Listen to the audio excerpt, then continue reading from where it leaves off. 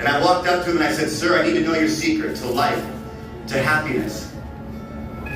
I'll never forget what he said. He said, "I'm 9 years old." And I said, "Well, how'd you do that?" And he said, "I'm scared." Passion in your heart, fellas, sing these words. Take your panties off. Sing it out, listen how I say, take your panties is like a whisper. Panties off. Take panties off should be in every song, shit. Oh, Canada, oh, take your panties off.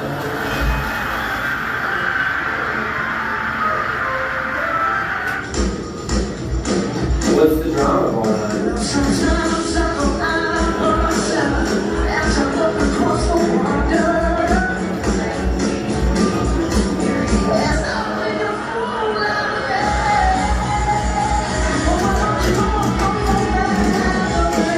Probably remedies. No. Boy, I need to go over the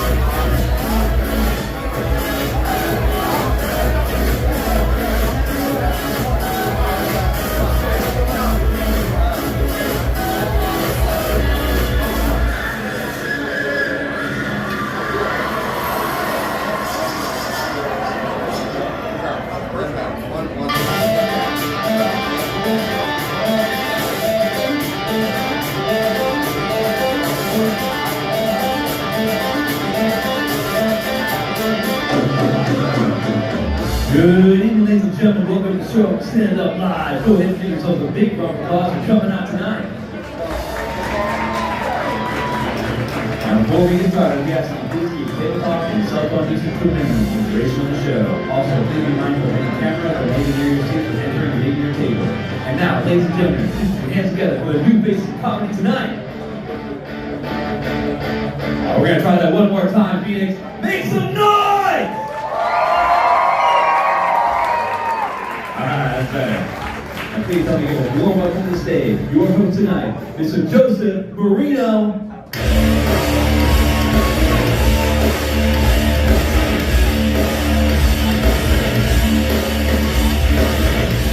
Stand Up Live, how are we doing tonight, guys?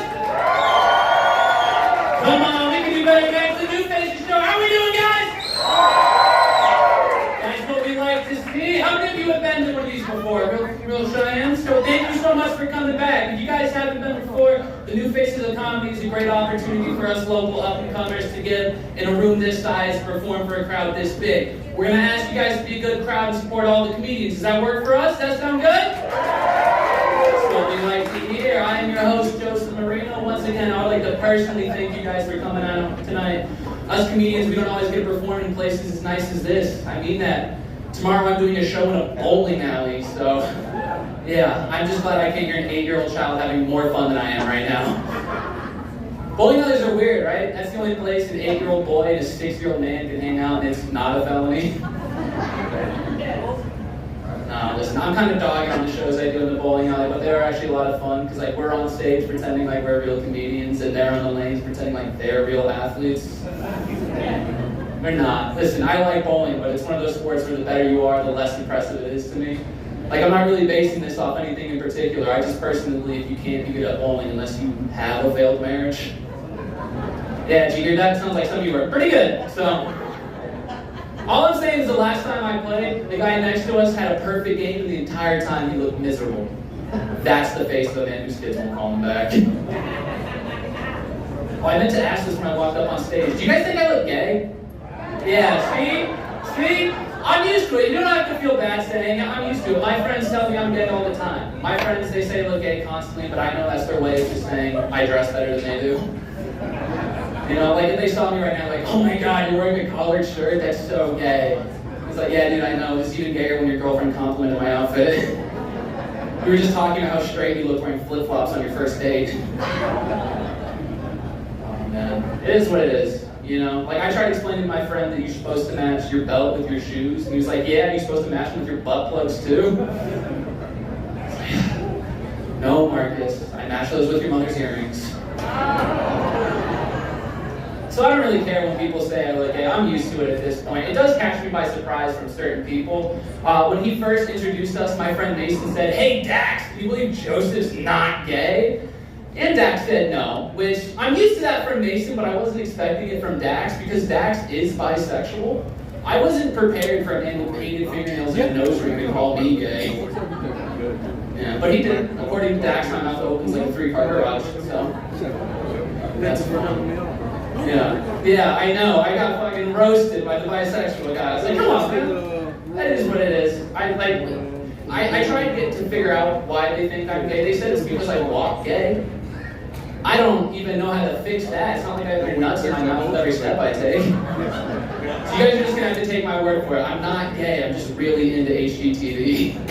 I feel like that's a good way to explain it. I'm like the Property Brothers. They're both married to women, but if you saw either one of them on Grindr, you'd be like, I fucking knew it. Oh man, you guys look like a smart crowd here. Do you have any doctors in the audience? No? One? Yeah? Where? Okay. What kind of doctor? I don't like, that was a question. What kind of doctor are you? Put your hand up. I can't see you. No? We're just making noise. Okay, so there's no doctor. You guys are dumb as fuck. Okay. That's fine. I'm not judging you either. Don't think I'm up here acting like I'm smarter than you. I know I'm not. I asked that question to a crowd and somebody said they were a radiologist, and my next question was, oh, do you work on the AM or the FM? Yeah, okay, so I'm dumb too. But if there's no doctors in here, then nobody's going to get upset when I say, I'm tired of pretending like dentists are doctors. They're not, okay? In an emergency situation, a dentist is useless. You can be shot and bleeding, and a dentist will look you in the eye and still tell you it's because you don't floss. And they're not even in the room for most of your visit. Every conversation I've had with a dentist has lasted 5 minutes or less. You can trust me on that. I know exactly how long 5 minutes lasts. Yes, 2 more than I do, thanks. They're not even in the room. They're hoping something goes wrong. If there's nothing wrong, then they're not going to talk to you. A dentist cannot wait to give you bad news. If you ever see a dentist in a good mood, you know you're about to pay for his vacation. So I don't like dentists. I don't like the hygienists either. I don't like how they act like they're better than us. And I was like, you need to stop grinding your teeth, that's why they hurt. But then they'll only talk when their hands are in our mouth so we can't even respond. If I could talk, I'd be talking so much shit back. I'd be like, you really need more squats, that's why your ass is flat. I can't speak.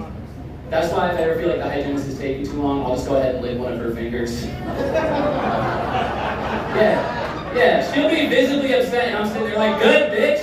Now we're on the same page. Either you hurry up or next time I'll bite.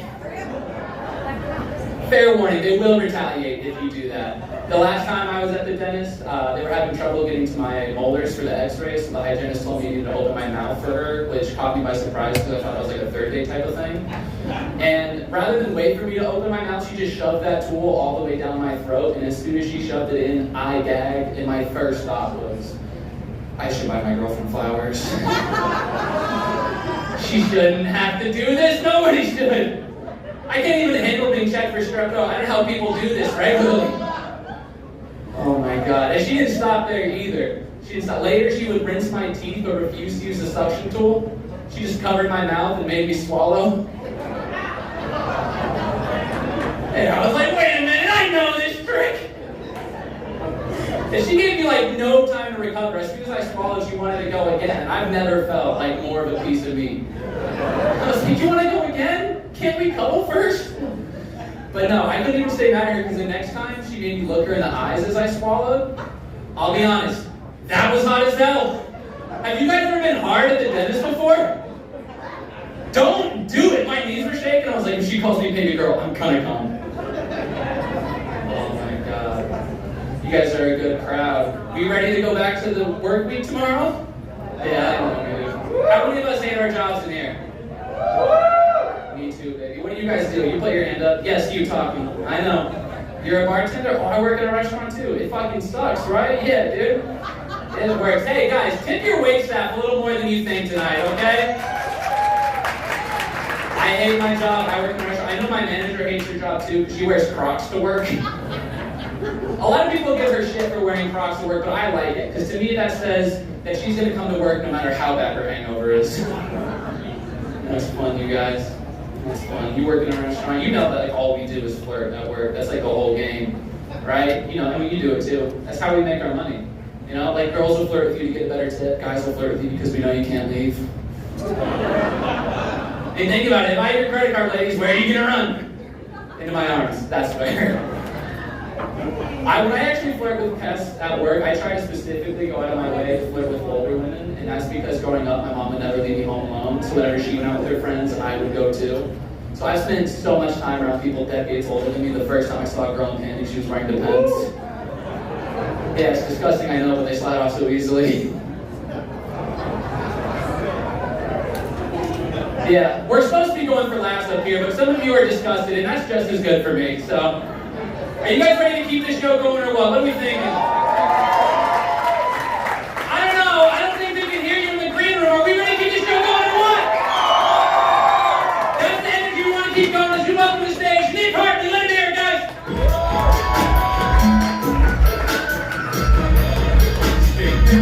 Well, hey guys, how are we doing? Good, awesome, yeah. I'll just go right into it, you know. I was born with an eating disorder called poverty, so that's not very good, you know. And we did poor people things, you know. We watched Family Feud. You guys ever seen that show? Yeah, that's a sport for racists. You know that? You know what I'm saying? Because every episode they're putting a white family versus a black family, right? And my grandpa, diehard Whites fan. He fucking loves those guys, you know. And you can tell, it's obvious, right? Because every time the white family goes, he's like, good answer! Good answer! You know? Thank you for the chuckles over there, I appreciate that, yeah. But then the black family goes, he's just, Murr. Yeah, I don't know. The worst day of his life is when Steve Harvey took over, you know what I mean? He's just sitting like, the ref is on their team, that ain't fucking fair, that's what he says. Yeah. He thinks Steve is rigging the game, you know? Like, he thinks old Steve's like, hey, white family, name a word that white people can't say.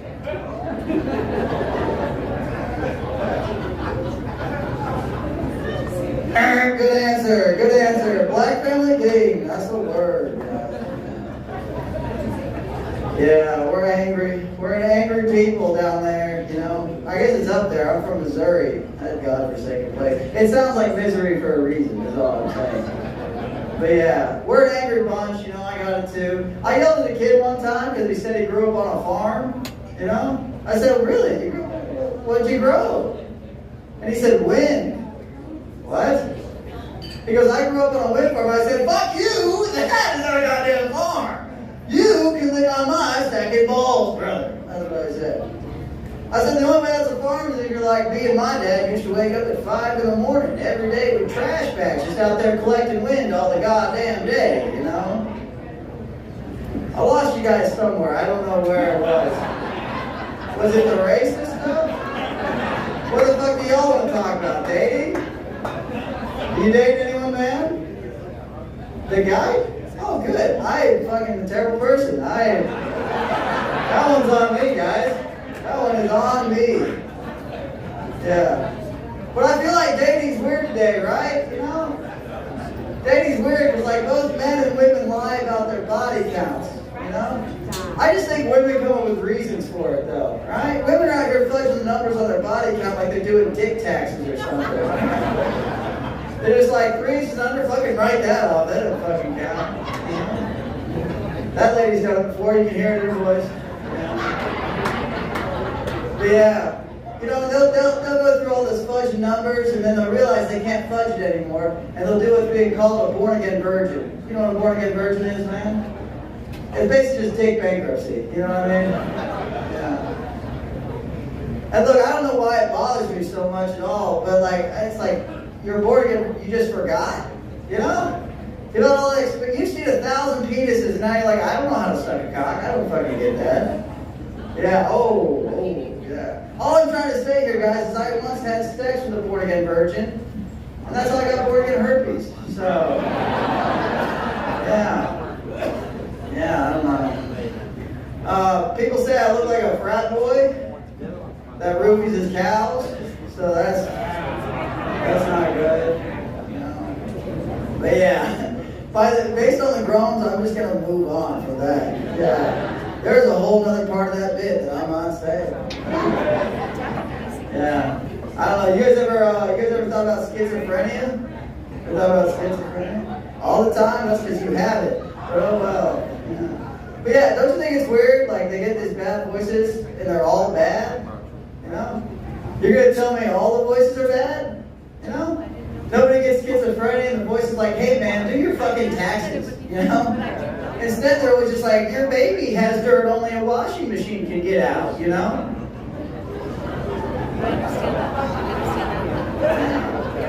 I'm just saying, none of the voices are ever like, hey man, if you go to jail, I go to jail, alright? So we'll figure this out. We'll fucking pay these taxes, you know? I'll go to school. I'll tell you the answers, you run them down. We'll ratatouille this shit, you know what I mean? Yeah. I think schizophrenia is for idiots. I really do. Because the voices in my head tell me to do shit all the time. I just don't listen to them. They'll be like, hey, take out the trash. Close the cabinet door. Be nice to my mother. Pay your child support. I'm like, you're not getting me. Not today. Yeah. I don't know, guys. You guys ever thought about ghosts? Yeah. Think about ghosts at all? Yeah, you ever use a Ouija board, man? You have? Okay, I'm staying away from you. That's a bad spirit. You ever use a Ouija board? Good. Because I haven't either. But for the purpose of the joke, I have, so stay with me. But you ever use a Ouija board and the letters don't make any sense, you know? They throw like a G, an H, a couple Q's. That's an aborted baby, you know? And it's not his fault. It never learned English. It doesn't know how to spell, guys. It doesn't know how to spell Trump 2024, you know what I mean? And I'm not trying to say that every aborted baby is a Donald Trump fan. That's not what I'm trying to say. What I am trying to say is, who gives a fuck they can't vote, you know? But I do think if they could vote, they're not going to vote for Donald Trump, right? Because aborted babies are already in heaven. They're already there. So a vote against abortions kind of a vote against instant heaven, and that's evil. You know what I mean? Yeah. I don't know, guys. This has been fun. We had fun tonight, guys. Great deal. I'll tell you guys this last little thing. My dad had horses as a kid, and he was obsessed with them. Said he loved them like they were his children. And I thought that was weird for a guy that never paid his child support. So, but yeah, my name is Nick Hartley, guys. Give it up for the next guy.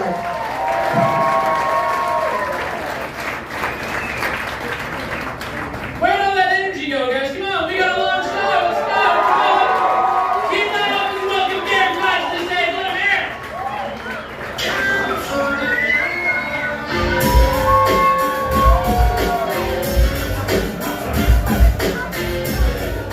Man, it's good to be here. Good to be here. I don't know about you guys. Hell yeah. I don't know about you guys. I've had a very good weekend. I went to Ariana Grande night. That was a good night. Hell yeah. It was good. Good music. I felt safe. Because when you're a straight guy and you can't fight, you gotta go where the girls and gays are at, you know? That's like my girlfriend, she loves I go to gay clubs with her. And she'll be like, Derek, I love going to these clubs. Why do you love going there? I like that I don't get hit on. Why do you go there? And I'm like, no, I like that too. I like that you don't get hit on. Because at a normal club, she will get hit on, and I will have to defend her honor. And that's not going to end up good, you know? It's going to end up with me with a black eye and a quiet car ride home. No one wants that. Nobody wants that. No. My dad's a tough guy, though. Like, my dad was a Marine. Do we like the military here? Hell yeah. Yeah, my dad was a Marine, so obviously that means my mom is a petite Asian woman. Yeah, no stereotypes broken there, you know? And like, they would argue about me since I was a kid. Like, when I was a kid, my mom would come up to me, she'd be like, Derek, when you grow up, you're gonna be a doctor or a lawyer. And my dad would just come in stumbling drunk and be like, don't be gay, you're gonna be fine, you know? Yeah, man, no, my sister did something kind of cool. I thought it was cool. She came out as pansexual to my parents. And I'm like, all right, cool, good for you. I don't know why you had to do that to her conservative dad or her immigrant mom, because they have no idea what you're talking about right now, you know? She's like, Mom, Dad, I'm pansexual. That means I'll be in a relationship with a man, a woman, however I identify, you know? And then my mom rose her hand. She goes, we have a word for that in Japanese, slut. So, yeah, you're not gonna find my parents at any pride parade anytime soon, you know? No, man. I'm a big fan of true crime, Hell yeah. Got some true crime fans here. Yeah, you know, you guys know they caught the Long Island serial killer, right? You guys hear about that? Yeah. This guy killed at least like 8-9 people that we know of. And they got him on not only his DNA evidence at the crime scene, but they also got him on his porn searches as well, which is like, whoa, you know? Because if I were in that interrogation room and they're like, Mr. Pease, we got your DNA all over the crime scene, we know it was you, I would have looked at my lawyer and I would have been like, we can beat this, no problem. But then the detective went, we also got your porn searches and we're gonna leak them to the entire world. I would have been like, fuck it, I did that. Don't leak that shit at all, you know? No, they leaked them though. And I looked at the porn searches as a true crime fan, you know? And when I saw it, I was like, oh my God, I've looked some of this shit up, you know? Like, what does this say about me, you know? No, man, I'm a big fan of true crime, like just crime in general. It's fun for me to read. I live through that vicariously, you know? Because like murder, that's like crime that you read about and you're like, dude, that's horrible. And then you have some friends that do crime and you're like, dude, I live vicariously through you, you know? We all have those friends. Like my buddy, he got arrested for, there's no clean way to say it. He tried to get a hooker and he got arrested, you know? That's funny, no matter how you fucking deal with that. Because you're like, dude, you went to horny jail. That's what happened there, you know? No, man, he tried to get a sex worker. I respect that, dude. I'm pro sex work all the way. I do have to say though, if you have an OnlyFans and you say you're a sex worker, I feel like that's a little bit of stolen valor, you know? Like, you're not getting a sketchy cars, you're taking pictures in your fucking living room. I could do that, you know? No, man. No, I'll leave you guys off with this though, man. I saw that Arizona overturned their abortion, like, laws and stuff like that. And my friends were they weren't happy with that. They're like, Arizona can't ban abortion. And I'm like, dude, don't worry. No matter what happens here, we know California is going to stay pro-choice. So if you need an abortion, why not make a road trip out of it, you know? Yeah, you know, you go to California, you get the abortion, you go to Disneyland, you have all those kids running around reminding you that you made the right decision. I went there like 2 months ago. I'm like, dude, that's a Cinderella dress. That's 4 months rent. What are we doing here, you know? Anyways, that's been my time. I'm Garrett Fees. Thanks so much. Get over your host, man.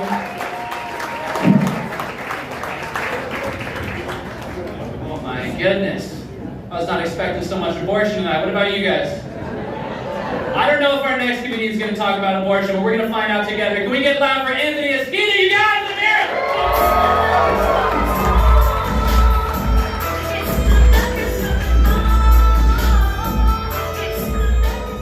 Howdy, y'all. My name's Anthony. I'll be honest with everyone. This is my first time doing stand-up. It's the first time for me, so it's the first time for you. It's like, honestly, I haven't felt this nervous. I knew I was going to be nervous, but holy fuck, I didn't think I was going to be this nervous. I haven't felt this nervous. It's all about to lose it. So, it's the first time for both of us, so I'm a little nervous. I know I'm nervous. I'm about to. I know for the first time, I'm a little nervous for the first time. So, I'm sorry for everything, so. Just listen to some jokes. I need some shitty jokes. Alright. But we're gonna get through this together, right? Alright, appreciate it. Thank God. So, just a little to know about me a little bit. I'm 27. I have a 10-year-old son. I'm Latino, obviously. And I have a 10-year-old son. And the other day, so I had this text talk with my son. He's 10. Obviously, because he has a phone. He has a computer, he has an Oculus, so sex is gonna come up eventually. So I was like, fuck it. Let me have the top of the birds and the bees. So I have the birds and bees with my son, just the basics, information. Anyways, a month later, we're playing some Call of Duty, and my balls itch, so I started chewing my balls. So my son's like, why are you gripping your gripper? I'm like, gripper? What do you mean, gripper? He's like, your gripper. What do you mean? Because you're gripping your gripper. You mean your penis, son? It's like your gripper. Yes, your gripper. Woo! So I'm gripping my gripper though. Like the whole time I was like gripper. I was like trying to think in my head. I was like, why is he calling his gripper? And I just don't want to know. I don't want to know why he's calling his gripper. The only thing that I'm thinking about this is like why I have not came up with this first. Like, why have I came up with the gripper? I'm like 27 years old and I haven't came up calling my dick my gripper. For me personally, I shouldn't have thought of that first. Personally. But, alright, I actually used to work here, like 4 years ago. And make sure to tip your service. So they are amazing. I know they smoke back there where no one's over there, and then I know they smoke over here in the freezer over here as well. I know that service. But I remember working here, I was like 5 days in of working here, and I was dead broke. I maybe had like $60 in my name. And they wanted, so anyways, I was piggyback riding the garage here at Cityscape, I was piggyback riding. And I ended up getting a boot on my car. I called them, I was like, look, I have $50 in my name, I can pay you $50, you know, for me to get the boot to get off. And they were like, you need 100. I don't have 100, I have $50, but it's the best I can do, you know, we're trying to do a deal, but no. He was vivid about the $100. I was like, alright, you know, I'm like thinking. So, I'm thinking about, fuck, I'm like $50, you know, I started going on YouTube, started calling my dad, started calling everyone, like, what should I do? You know, I'm like, fuck it. There's nothing I can do, because I have no money, I'm broke, I'm dead broke, my dad's not gonna give me the money, no one's gonna give me the money to fucking get the boot off, so I was like, exit's right there. And I'm like, it's downstairs, I'm literally talking about downstairs right here. And I'm just like, fuck. I went on YouTube, I was like, I drive a manual and like, I can drive off of this bitch. You know, just pull off, maybe like take off the wheel. You know what I did? I drove off the bitch. The whole time. I'm like fucking driving off, and I'm driving off on the wrong side of the road, because right here's a one way this way, or one way this way, right? Like right here on Jefferson, it's only a one way. So like, I'm just like trying to get away. I'm like, finally get off through the exit, like through the bridge right here downstairs. I finally get off. This motherfucker, the dude was like trying to stop me the whole time. I was just looking off the whole time like, fuck you, motherfucker. And then, so I get off, I changed my tire like faster than less than 5 minutes because I was so scared. I thought I was like breaking the law or some shit, you know? This whole time, the whole time when I was changing my tire, the cops passed by me and I was scared. Like the whole time I was so scared. But, like, should I stop changing? I'm on the phone with my dad the whole time. Like, I'm scared as fuck. None of the cops didn't do shit. They just drove right past. Because this is Phoenix, bro. They got real shit to deal with out here, you know? They got homeless, all types of other shit, fucking crackheads, you know, all types of shit around here. And, so, like, I'm doing this shit. I'm changing out my tire. So, they didn't charge me $100 to change out my tire. This would have only been my new tire set to a Corolla. Would have cost me $60. So, at the end of the day, I saved money. I switched out my tire, put a brand new tire, I already had a spare tire, so that was all.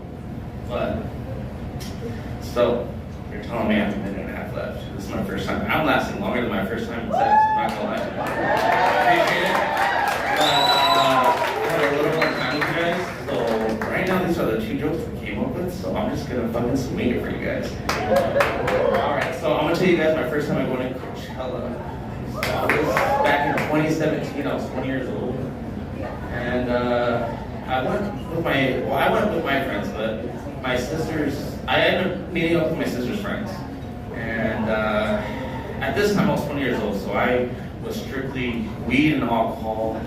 At this time I was like, I'm not gonna do any drugs whatsoever. Anyway, so it was Thursday, it was the day before the whole concert started. And then they were like, my sister's friends were like, have you ever done coke? No. Never done coke in my life. And they were like, I told them no. I strictly said no. And she was like, what if you did on my titties?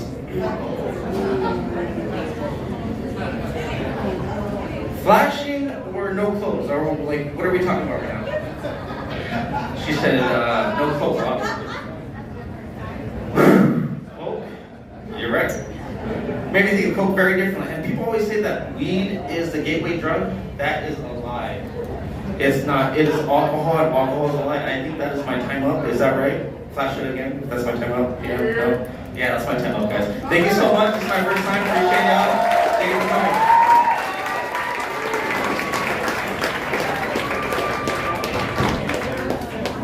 Goodness, how are we doing, you guys? Yeah?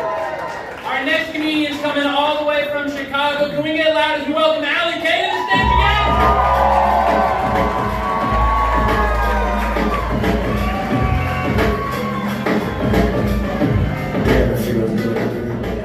Okay, hey Philip Live!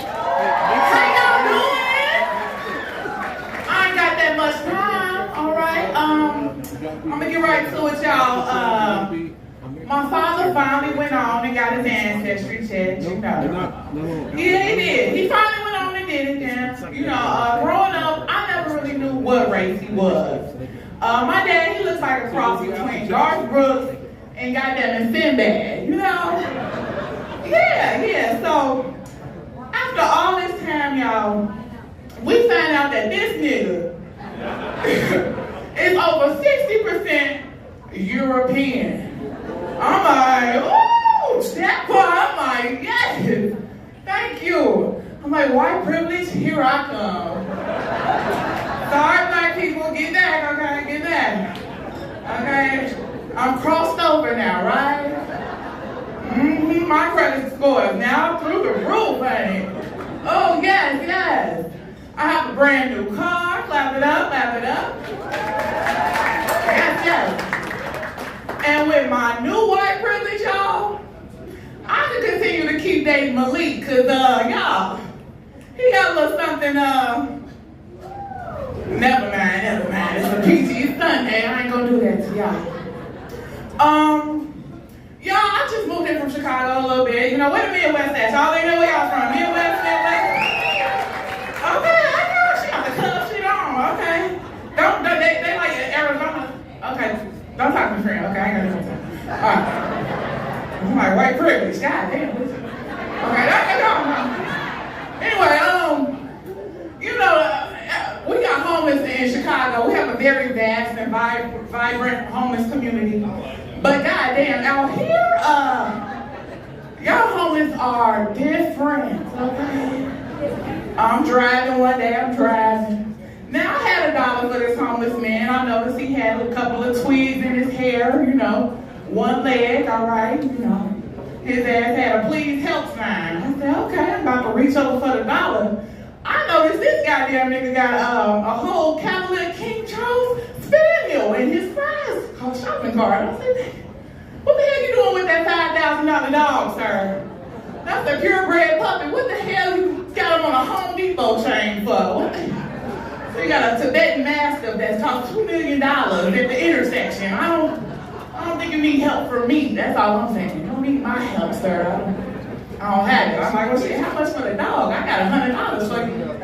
Okay, I'll resell it, Come up on, Okay, I keep that. All right, cool. I'm just saying, y'all homeless different as hell. They're crazy, okay? They vibrant. And then so y'all, they always talk about the end of the world, right? I always look forward to it. I'm like, shit, who got a bunker in this bitch? Y'all look like a bunker crowd. I'm like, ooh. Okay, somebody got a nice little bunker in here. But when the end of the world, does come, I know what kind of man I require by my side. What kind of man I want by my side, y'all. Oh, yes. I want an older gentleman, okay? Yes, I want a nice older man, a little silver fox. Because you can't save me with, like, Crocs on, skinny jeans, a Taylor Swift t-shirt, You can't save me in that. I need a nice little Liam Neeson type, Somebody strong, right? You gotta come with a nice 1962 GMC crew cab, goddammit, okay? A Model 1 Smith & Wesson, that's what you need to have. And a case of Viagra for the road, okay? Oh yes, okay, that's what I want, an apocalyptic pawpaw, that's what I want in this bitch, save me. I want some old Ernie Hudson dick, okay? This nigga 85, I said, oh shit, he look good. I fuck shit out that old man. Okay, like him, I fuck shit out that man, he look good, okay? Like one of them types, strong but silent, okay? Yeah, I'm not down. Okay, I got one more. Thank y'all, y'all work with me. Okay, keep clapping up for y'all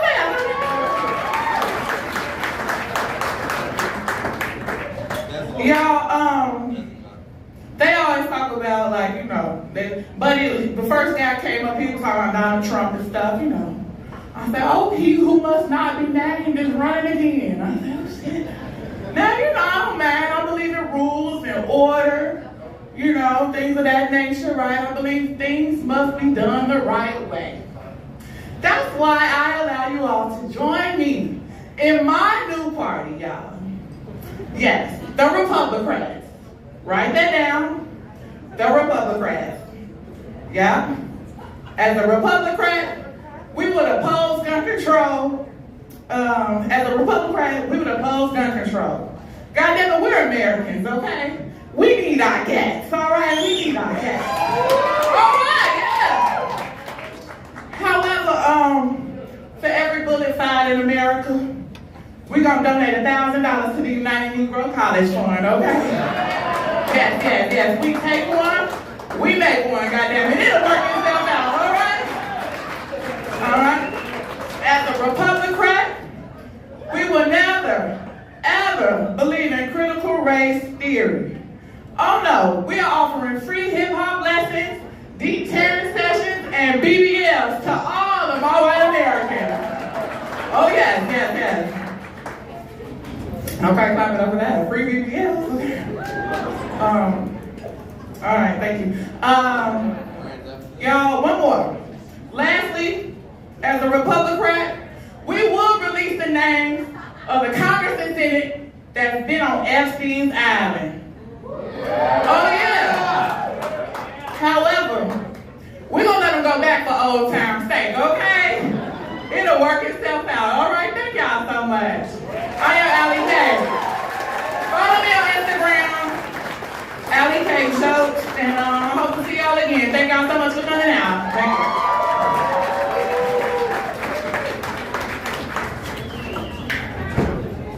One more time for Allie K, you guys. She actually brought up a good point. I'm going to reiterate this again in case you missed it. If there is any comedian you guys guys like, do give them a follow on social media. It helps us out a lot. Is that okay? All right, we're going to keep the show rolling. Put your hands together for Brian Bendroyd again.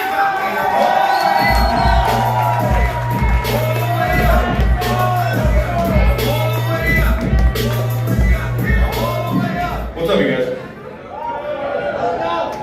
I love seeing people party on Sunday night because fuck Monday morning, that's why. You're not the boss of us. Yeah. Every friend group's got that one person who drives the party energy for the group, right? Like they're the same person that goes way harder than you planned on when you get together, you know? You're like, we should get a bottle of wine. They're like, we should get a case of tequila. You're like, motherfucker, it is Tuesday afternoon, god damn, dude. And if you don't know who that person is in your party group, it's you. It's you. And that's right, like no shame in it. I was definitely that guy when I was younger. Or maybe this weekend, don't judge me. Fuck, man. But I gotta be honest, I feel like I've mellowed out a bit in my 50s now, honestly, you know?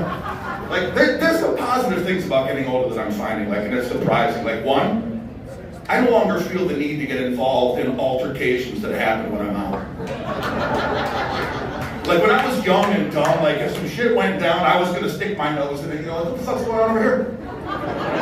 Yeah. Now, my wife could walk up to me and be like, that guy's being an asshole, and I'd be like, well, what did you do?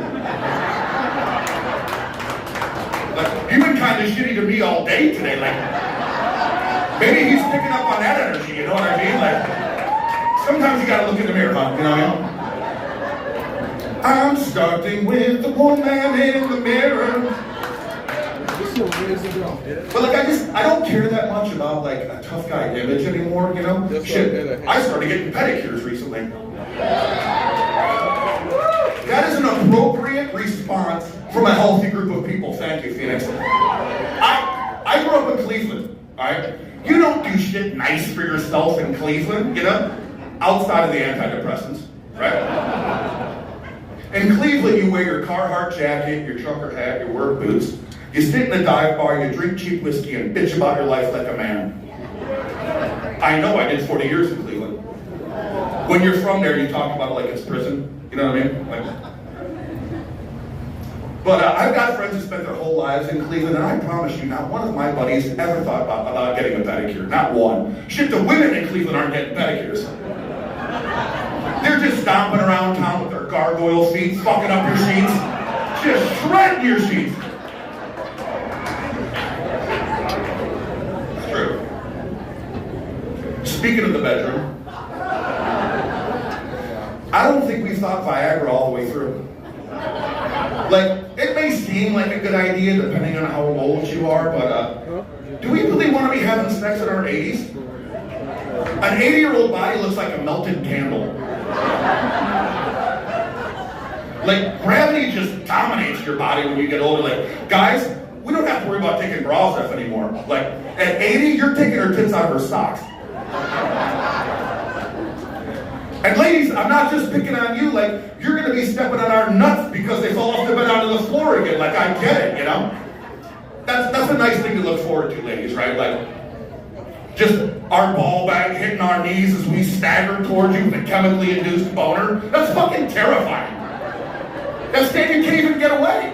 You can't get away because we can use that elastistat like a lasso and just reel you back in. You know? Alright, that was ridiculous. That's ridiculous. So I've got 3 dogs at home. And they're like the super snuggly, like want to be on you all the time dog, which I love, right? Except every other Friday for 4.5 minutes when I'm trying to have sexy time with my wife. Right? Then their ringside seats seem a little unsettling to me. You know what I mean?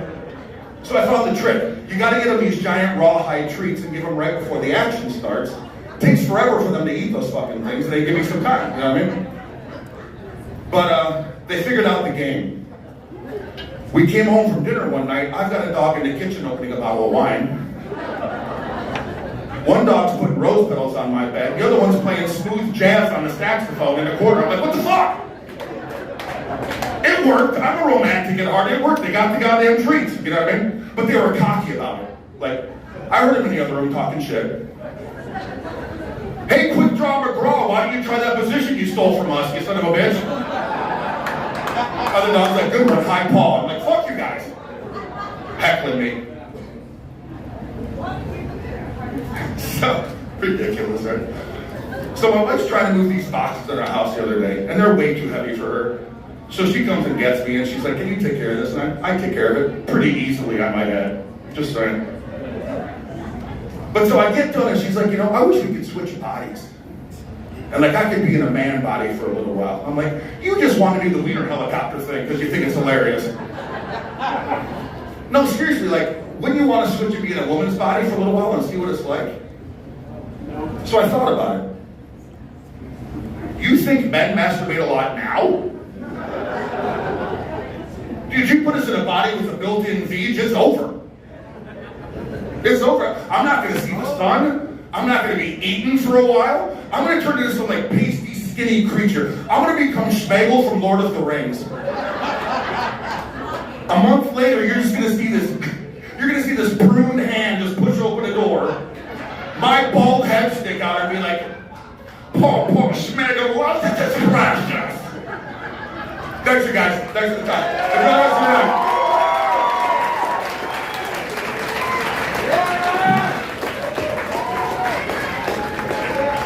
One more time for Ryan, you guys.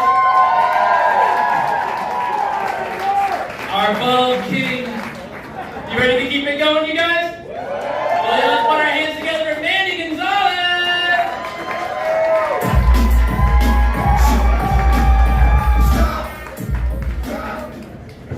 What the fuck is up, you guys? How are we doing? Good? Right. I'm heartbroken, guys. Yeah, so the reason I'm heartbroken is because I'm not allowed to celebrate Easter or Easter eggs anymore. Again, I don't want to get political, but I don't want to blame Biden. I want to blame my aunt. She said I'm too old to be. She said instead of looking for Easter eggs, I should probably be looking for a wife. And that kind of hurt a little bit, not really did. It's fine. I don't care. Who cares? You care. Stop. No, but maybe she's right, you guys. Maybe she's right. You know, but I feel like dating is harder now. And I kind of want to blame inflation because obviously it's not me, right? It can't be me, guys. But things like everything is more now, right? Like with inflation, I used to just take her to movies and dinner. Now I gotta take her to movies, dinner, and celebrate a whole birthday month. You know, I'm on a budget. This is the reason why I kind of share her with her husband. I mean, it's easier to split costs, right? See, my aunt said I should be looking for a wife. She didn't mention that had to be mine, right? So, you know, I put my money where it needs to go, right? Right? It's better like the husband doesn't find out, right? Thank you very much. That's the thing. But I don't listen to my aunt, right? I like to listen to my grandma because she is more wiser, right? Like my grandma had these things that kind of oddly made sense, right? The first one is that the cure to depression and anxiety is cutting the grass, right? So if you see me cutting the grass, give me a hug. I need it, you know? Number two is that girls nowadays have different baby daddies on purpose, right? So their kids don't fight for the same dad because they each have their own. Very thoughtful, right? Right? We never would have thought. Never would have thought. The third one, right, is that I'm not allowed to have a girlfriend until I learn how to wipe my own ass. See, like that one didn't make sense to me at first until I ate ass.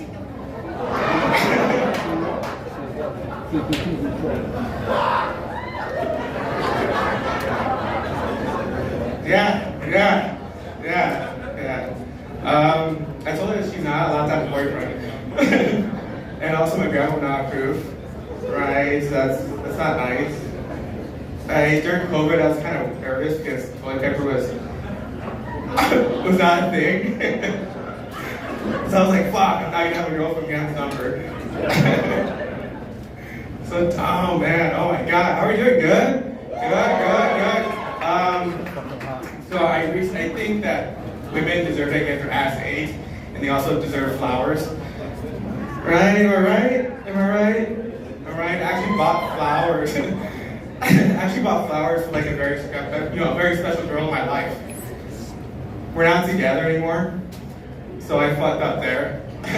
It's fine. I don't really think about it all that much, right? Only when I say this joke or when I'm sleeping at night because I have memory foam. Yeah, the thing is, like, my friends don't even think she's real, right? And I actually don't have any pictures of her. I had to delete them all because I'm heartbroken. I actually just drew one. This is her. She's so hot, right? She's nice, right? I approve. My grandma approves too. Yeah, so I did that. But what was the last time you bought flowers? Yesterday. This is a nice guy, you guys. He bought flowers yesterday. Good for him. Yes. Am I the only one that gets nervous buying flowers? No, I just feel like, okay, everybody's looking at the fuck. Dude, I get nervous. I feel like everybody judges you when you buy flowers, right? Like the younger couples look at you like, he cheated. The older couples like give the little nudge or like, remember when you bought me flowers? So it's like I'm starting fights unintentionally. No, but I get nervous buying flowers. It's crazy, you know? So like I like to throw like things in my park just to throw people off, you know. I get flowers, toilet paper, of course, you know. And then pumpkin spice because I like white girls, you know. But I get nervous, like what if like my aunt, you know, sees me? So I'm like, have to explain to her like why I have plan B in my card. Yeah, I was like, imagine having that conversation. But other than that, my name is Manny Gonzalez. I hope you guys have fun. That's my time tonight. Make some noise for us, guys.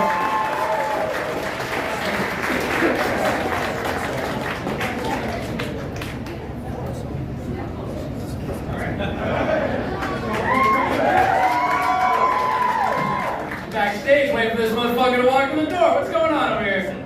You guys doing good? Doing good? Doing good. Are you vaping inside? I can see the vape. It's okay. I'm not mad at you.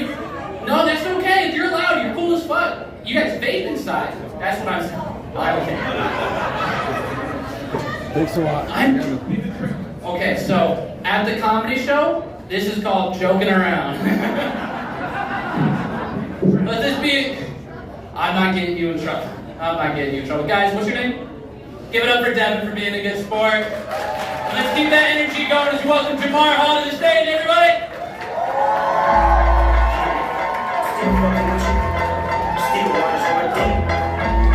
What's up? How y'all doing? Clap it up for our very metrosexual host tonight. I thought he was gay. I was like, it's good being here. So I'm a parent. I have a 12-year-old daughter. I'm going to tell y'all I'm very jealous of my kid. I'm not sure if y'all are jealous of your children. She's too confident. And I'm trying to figure out like how do I humble my child. One thing that she does is she'll pass out anywhere just knowing that someone is going to take her home safe. I can't do that. Like if I were to pass out in that booth back there, I'd probably wake up with a dick on my face. And I hope that it's drawn on, you know what I'm saying? I don't want someone being like, he's awake! Like, me and her mom recently broke up. We had a really bad breakup in court. Her mom was being salty because I got 50-50. And I'm from Albuquerque. On Facebook, we have this group called Are We Dating the Same Guy? Where women... Fuck. She's also posted my photo. Like, it's just, Bethany, is that you? Do this. Oh, yep, it's her. Oh my goodness. How you doing? What's up? Nice to see you again. She ghosted me earlier. What's up? Okay. You're on the group in Albuquerque. What the fuck are you doing out here? Phoenix has one? What? Yo, y'all messy. Y'all are messy. My picture, my baby mama posted my photo in the Are We Dating the Same Guy group, and a bunch of women just dragged me on the internet. And then she finally commented, and she was like, "No one sleep with this man. He has undiagnosed sleep apnea." I was like, "What the fuck? You're just gonna out me like that?" Like, it doesn't, like, that makes you, like, unfuckable, like, everywhere. Just, like, everywhere. Like, I could have herpes, but a woman would love a great night's rest. It's just, I was like, damn. And then after that, like, it was just all my exes just commenting, like, it's true. He stops breathing 60 times a night, I counted. I'm like, pretty sure this is a HIPAA violation, first of all. I'm like, what? It was just a bunch of women who I had slept with, who didn't bother turning me over on my side. I'm like, well, save a life, bitch. Like, what are you doing? I'm like, I travel for my job, so I do fly a lot. I almost died on my last flight. My plane, the flight that I was on, all the lights shut off and we dropped like 50 feet.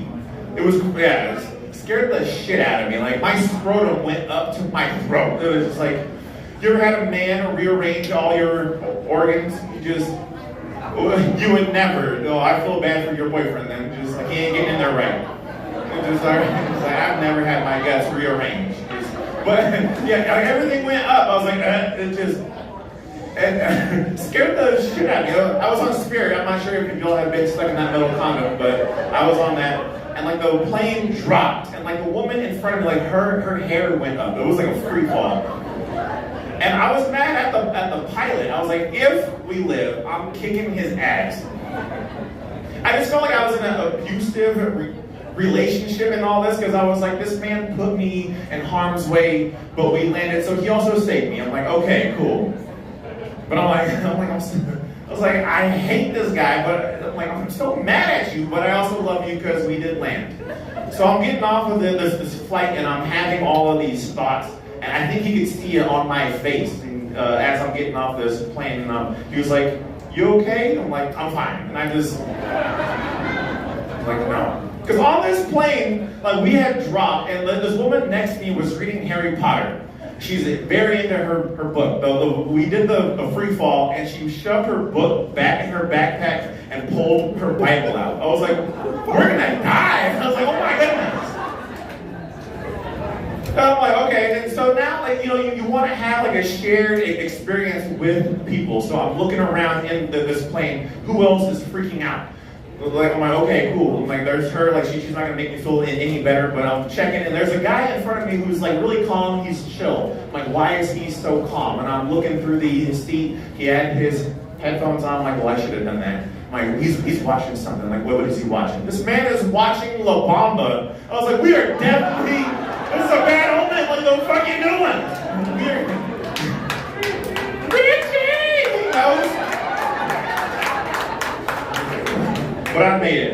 And that is all my time. I appreciate y'all. Y'all have a good night.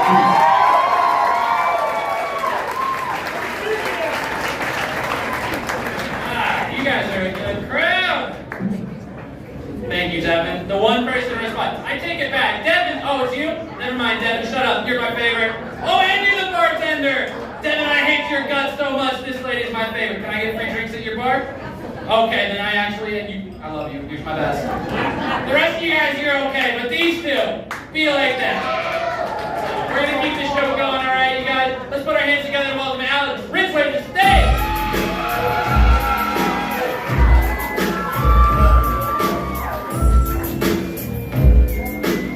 Stand up live. How the fuck we doing? Let's keep it going for your host. Keep it going for the other comics too. Everybody's crushing it. You guys are a great crowd. Thank you for coming out. I teach drums for a living. One of the studios that I work at likes to act like our mission is to help these kids stay away from sex and drugs by teaching them rock and roll music. I don't know if you guys know anything about rock and roll music, but it goes together with sex and drugs like fucking PB&J, baby. It'd be like asking me to teach them country music to keep them away from ice cold beer and racial slurs. It's not gonna happen. Are there any fans of country music out there tonight? Thanks for wooing. Sometimes when you clap, I mistake it for you slapping the shit out of your spouse. I'm just kidding. Not every country fan is racist. I'm just saying, every country singer seems to be. The only country singer that has been caught using the N-word is Darius Rucker. What the fuck is up with that? Yeah. My therapist said I might have a little bit of a case of narcissism. I know, right? Just because I've started masturbating while staring directly into the mirror. I disagree. I don't do it because I'm attracted to myself. I do it because, do you have any idea how fucking long they leave you in interrogation rooms?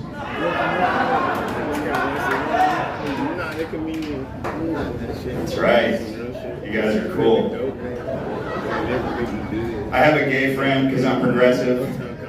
Give it up for me. He started bugging me lately. I've been friends with him for years, and every time we hang out, all he can ever talk about with anybody we meet is bragging about how he lost his virginity to a closeted Navy SEAL. Brings it up every time. I'm just sick of hearing about it. I'm impressed with him, but just shut up about it, you know? I lost my virginity to the hottest girl in 9th grade. You don't see me going around constantly continuing to brag about my 30th birthday.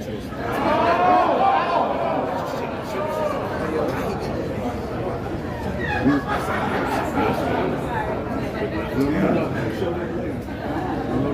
My wife is upset with me lately. So I had trouble coming from one of her blowjobs. I know. She started to think I don't even like blowjobs anymore. Couldn't be further from the truth. Could not be further from the truth. She's the only woman that's ever made me come with her mouth. Alright? And I married her just on the off chance that it might happen again one day. And it fucking hasn't. But that's not her fault. I don't blame her. I really don't. Because the time she did it, she was performing that blowjob like Freddie Mercury was performing at Live Aid in '95. Just an absolute master of her craft. Right at the peak of her powers. Just about to find out that she had AIDS.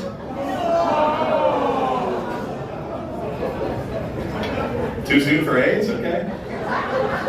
Jesus. You guys are cool.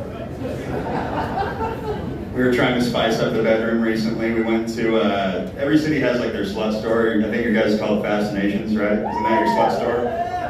Nice. We picked up a card game, and I drew the first card from it. It said, name your top 2 favorite fetishes and perform them on each other tonight. It's like, hell yeah, all right. What are your top 2 favorite fetishes, honey? She didn't even hesitate. She goes, big black cocks.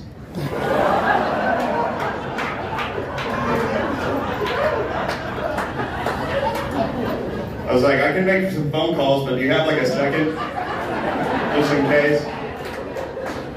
She said cuckolding. I was like, that's not exactly what I had in mind. She tried to turn it around on me. She's like, all right, fine. What are your top 2 favorite fetishes, babe? And I thought about it a little bit. And I said, I wouldn't mind having sex with you in public somewhere. She said, like where? I said, maybe at a church. She said, Alex, I'm Christian. I'll die before I ever fuck you in a church. What's your second choice? I said, necrophilia.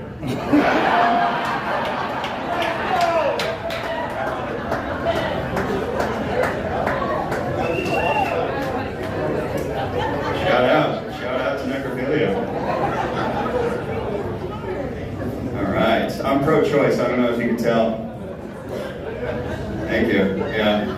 I was raised Catholic. I'm no longer Catholic. I am still pro-choice. I kind of dig how they handle abortion, though. They still give you an outlet to get into heaven. Even if you've had an abortion, all you have to do is go in to a confessional booth and tell a priest that you got your abortion, right? And then they'll let you back into heaven after, 7 million Hail Marys or whatever they're giving you. And I think that's appropriate, because if there's anything that a priest knows how to do, it's how to forgive someone who's just scrambled a kid's guts. We like to close on a good one. All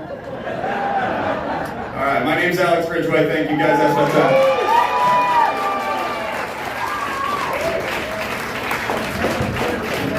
What a wide variety of topics we've covered tonight, huh, guys?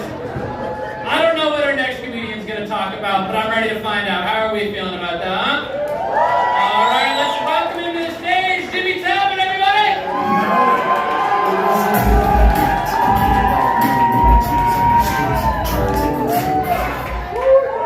How y'all doing?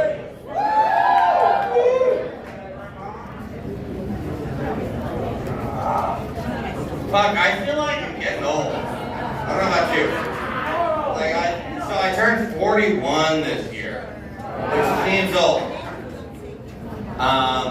So it's been 11 years since I got my vasectomy. Yeah, right?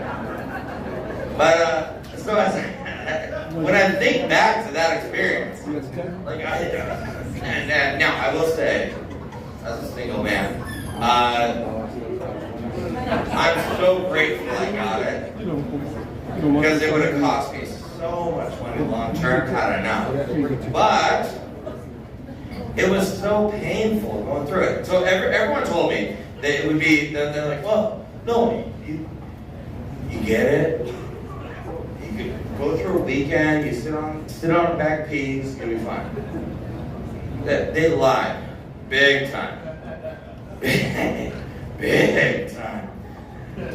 And yeah, so I went in, I got it, like we do, yeah. It was horrible. The urologist I happened to pick was I don't know how to describe this without being prejudiced. How do you say bull-dyke without being prejudiced?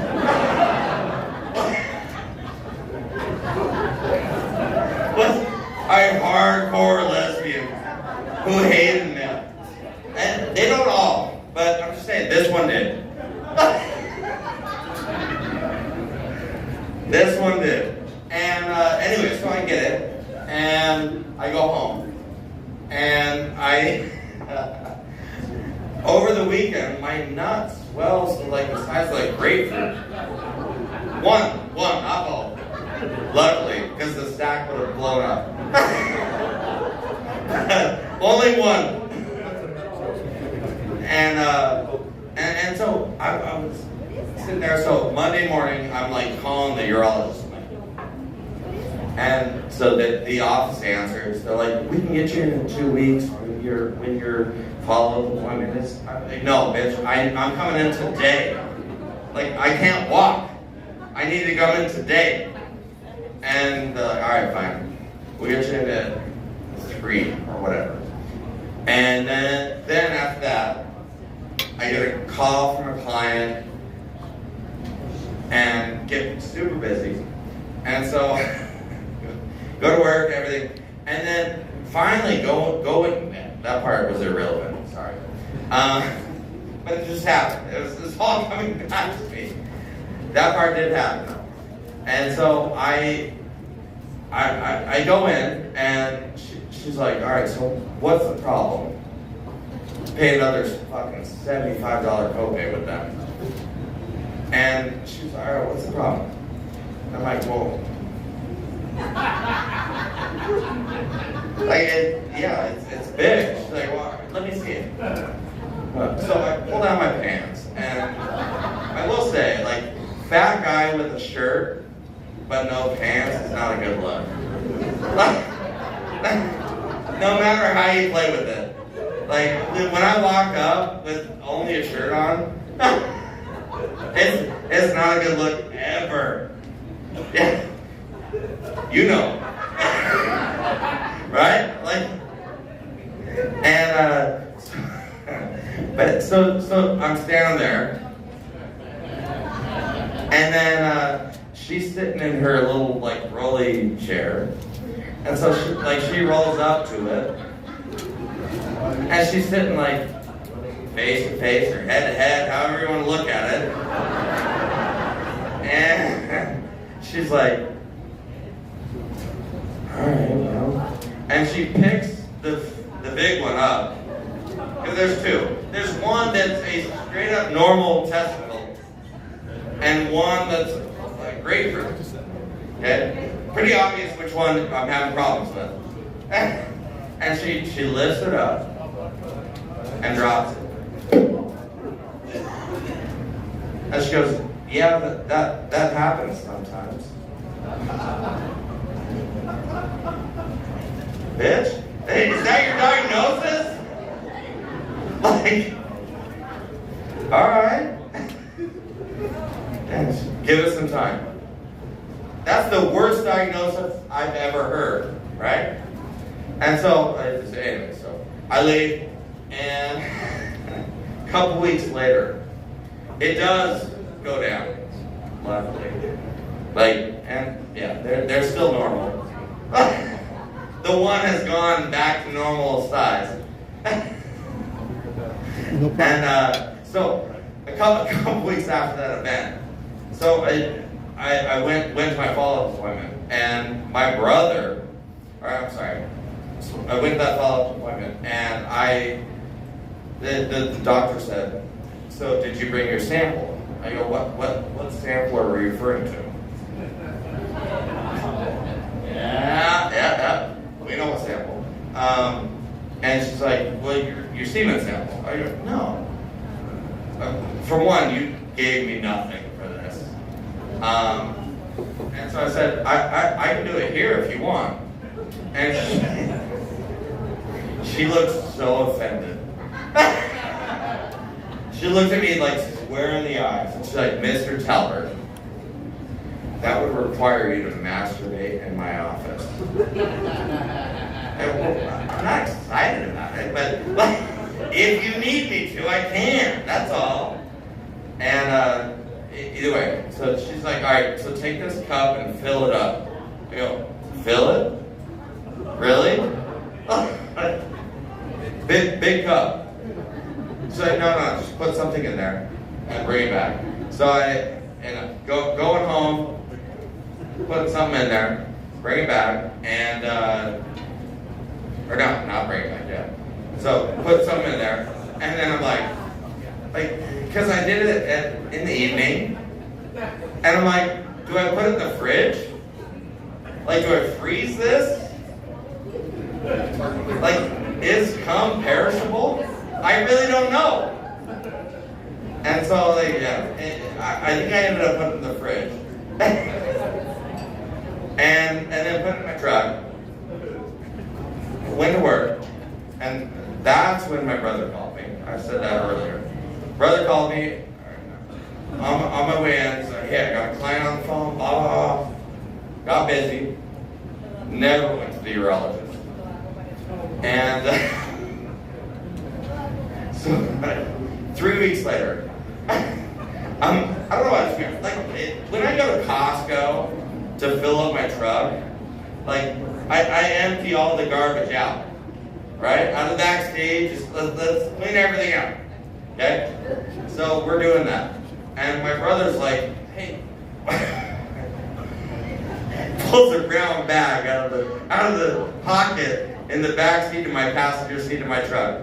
He goes, hey, what's this? Like, you could taste it. I don't know. No, obviously he didn't. Come on. That makes so much grosser of a story. But no. Yeah, and so, yeah, that's all the time I got. Take care, guys.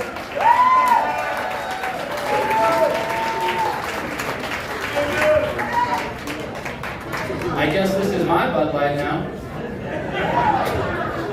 Guys, our next comedian is not showing nearly, hold on. Our next comedian is not showing nearly as much skin on his calves. Is that okay with you? All right, let's put our hands together as we welcome Jordan Hall to the stage. I took a look at my life and realized it's messed up, 'cause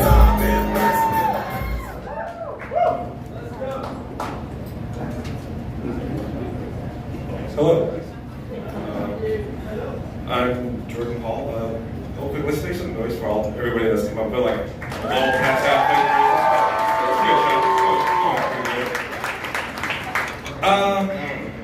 So my full name is Jordan Nakai Hall, and my middle name is actually a Navajo word that means Mexican. And so I've seen like videos and I've heard stories of people doing like these amazing, awesome things, and they're like, "Oh, that was awesome," and they're like, "Yeah, awesome is my middle name," and I want to actually do that with my middle name. Like, I want to bring some enchiladas to work potluck, and everybody eat them and be like, "These are really good. Are you Mexican?" I'm like, "No, it's just my middle name." Thank you. I recently turned 23 10 years ago, and that's just how I say I'm not ready for life yet. Like, it's just like the same way when people are like, "Oh, he's 84 years old," like, or months years old. It's my brother's fault. He gave me so much tequila. I told him to stop. But yeah, and so my birthday was like pretty recent, and I noticed that my fuse has gotten shorter to like deal with people. Like when I was younger, nothing really bothered me, you know. Like somebody could steal my left shoe, they could spit on me and call me the N-word, and I'd just be like, "All right, I'll see you later, officer." But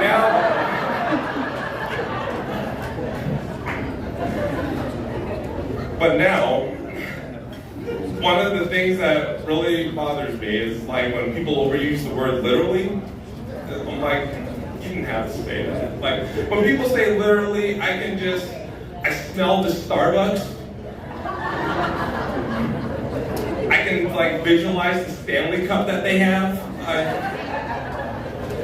I know their favorite Taylor Swift song. It's just like, damn it, I hate you.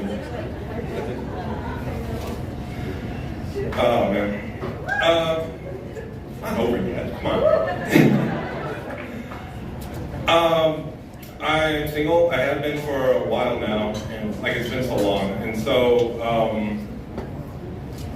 when you've been single for so long, it's kind of hard. And so I have like friends and family that are like, "Why don't you get on like dating websites and dating apps and stuff?" And the thing is, when you've been single for so long, any app or dating website, is, what am I trying to say? Any app or website is a dating website. Fuck you, Jamar. You know what you did to me. Telling mom.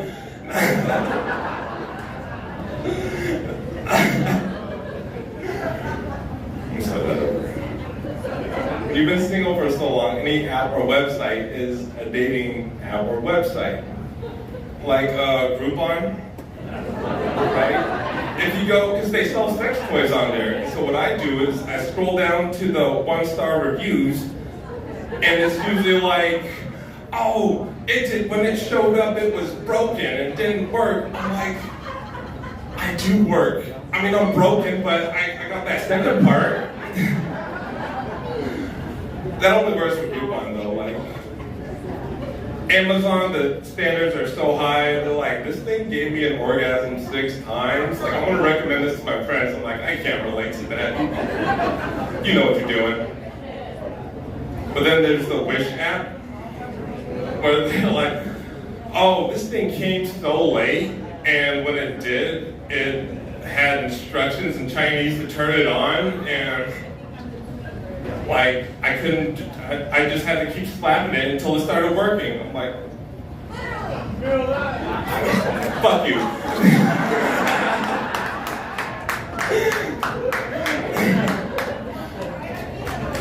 Just a little bit, thank you, yes.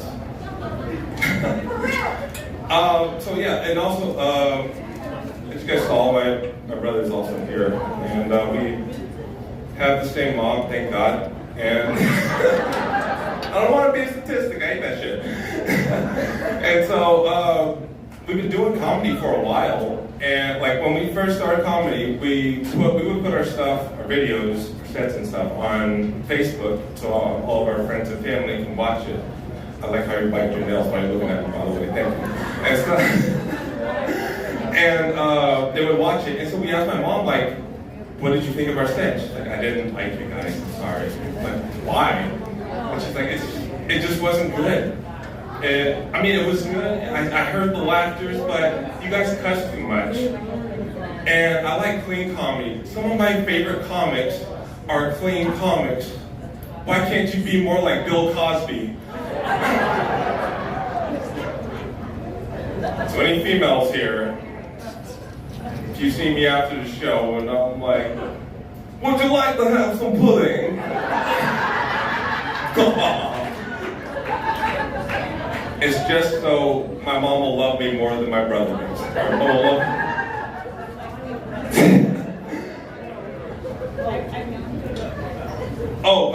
Going back to the websites and dating sites and stuff, blackpeoplemeet.com is a totally different website when you spell meet with an A. So look out for that. Okay, that's my time. I'm Jordan Hall. Thank you so much.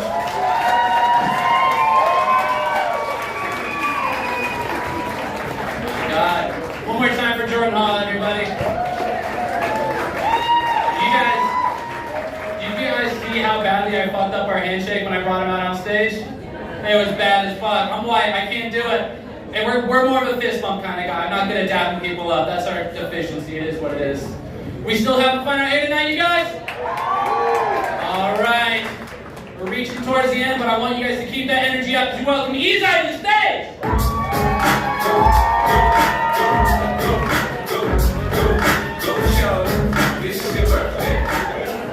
What's up, motherfuckers? How y'all doing? Woo! Who likes to get high? Who likes to drink? Fuck yeah! Who's got depression? That backfired on me. I feel bad for you guys. No wonder you're fucking laughing. Sad as hell. Shit. That depression ain't no joke, man. You gotta learn how to be happy. It's hard, you know? Whether it's, you know, your spouse, your job, you gotta do something that makes you happy, you know? Like, a couple years ago, I tried becoming a musician, tried becoming an artist. And I'll tell you a little story of how that went. It's because I tried doing it through OnlyFans. Before you fucking judge me, that's what the app was originally created for. The app was made for people to make their own music, to have their OnlyFans, alright? Fuck off. I didn't know that bitches were using it to pay for their fucking medical school, okay? I didn't know that.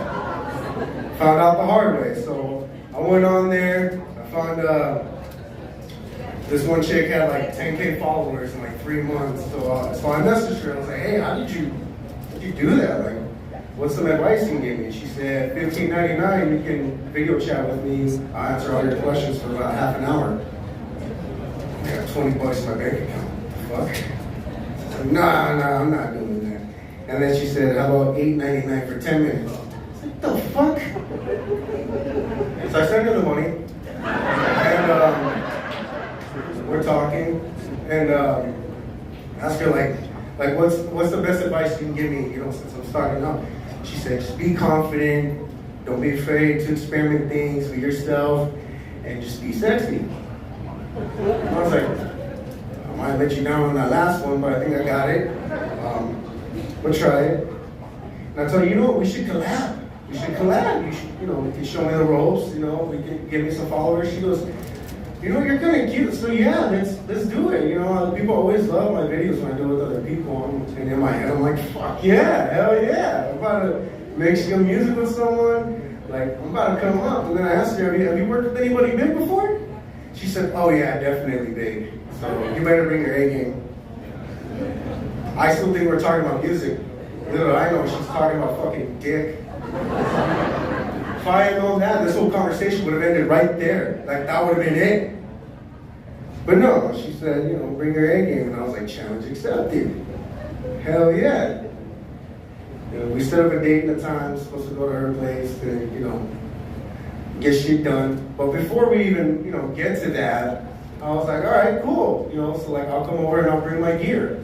And I'm talking like drum pad, laptop, flash drive shit, you know, microphones. And so So I said, yeah, I'll bring all my gear. She said, oh, you like toys?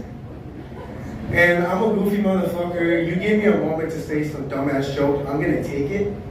So she said, oh, you like toys? I was like, yeah. I got my Buzz and Woody on deck right now for you to play with. She's like, I have those same toys too. I'm like, oh shit. Oh, she likes Toy Story. Fuck yeah, this chick is cool.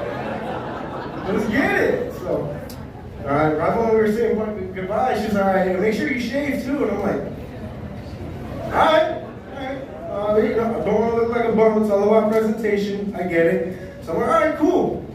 So I shaved my like 3 little fucking hairs I had at the time, but you know, I didn't take it personal. Show up to her place, you know, I got my bag with all my shit in it. She opens the door, she's wearing a robe. I didn't even think about it. She says, come on in. She tells me, yeah, have a seat. And she gets me a drink. I sit down on the fucking couch, and I'm like, it's only a fucking couch in this room. And a camera. I'm like, where the fuck's the, where's the sound booth? Where's the microphone? Where's the padding on the walls? Like, what the fuck? She comes in, and I'm like, hey, are we live streaming or what? Like, what's going on? And she goes, no, like, I'd rather just record it and we edit it later. I'm like, all right, you know, you're the boss, you know what you're doing. I don't. And, you know, and I'm still drinking my drink, and then she drops her robe, and I'm like, all right? Like, I had no idea this was coming. And then she comes and sits on me and she starts, you know, doing her shit that she usually does. I don't know how many victims she's had before. But I'm there like, what the fuck is going on? I'm like, get off me! And she goes, what are you doing? I'm like, what the fuck are you doing? She goes, do you want to make it in this business or not? I'm like, why, I never. I'm like, no. I'm like, what the fuck? She goes, so we're not going to do this? I said, no, ma'am, no. I grabbed my shit, I ran out, I get in my car, I'm sitting in my car, and I'm like, this is so fucked up. This is what the music business does here. They just sexualize you, take advantage of you. Oh, they were telling the fucking truth in all the stories. And right as I finished crying, I was like, wait a minute. I'm a fucking man. And she was hot. So I went back in there and I finished the fucking job. Yeah. But I know what you're thinking. Oh my God, there's an OnlyFans video out there? No, I pulled some James Bond shit. I took the chip out of her camera. But I got mine, goddammit. That's what she gets for taking advantage of me. Thank you guys for coming. Drink some water, eat a burger, suck a dick. Thank you guys.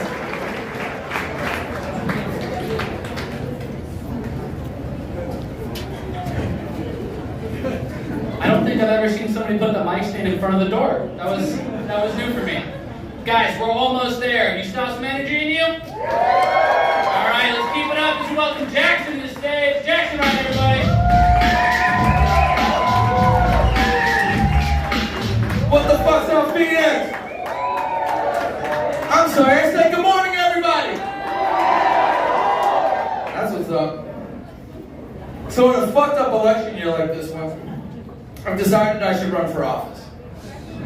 I know what you're saying, but Jackson, Russell, whatever the fuck your name is, politicians are all assholes. If you haven't met me, my name is Asshole.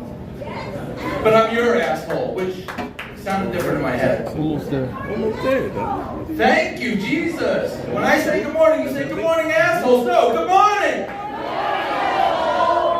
There's a lot of love in this room, and I just want to say fuck you too. So I'm running on a platform of change, and it's going to be really easy to change this country. The two major problems we have in out of the three in 4 simple steps. The two major problems: immigration and drug problems. It's maybe less funny, more informative, but fuck you anyway. The first step, I'm going to fire Albert Bourla, Rob Davis, and Joaquin Duato. Anybody know who the fuck they are? Nope. I know, me neither. They are the CEOs of Merck, Pfizer, and Johnson & Johnson.